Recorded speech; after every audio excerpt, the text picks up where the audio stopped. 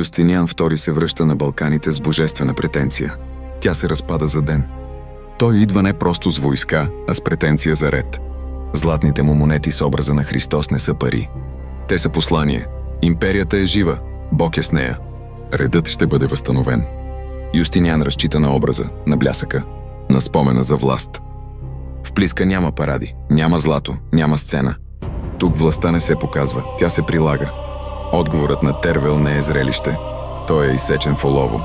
Печатът с Богородица не е акт на вяра. Той е юридическо послание към местното християнизирано население. Законът е тук, покровителят е тук, редът действа. При Анхиало Юстиниан разполага лагера си. Уверен, спокоен, неподготвен, армия свикнала на паради, се сблъсква с държава, която не марширува, а планира. Българската конница не напада хаотично. Тя прилага ред, сблъсъкът е кратък, резултатът окончателен. Императорът се затваря зад крепостните стени на Анхиало. През нощта се изтегля към корабите си.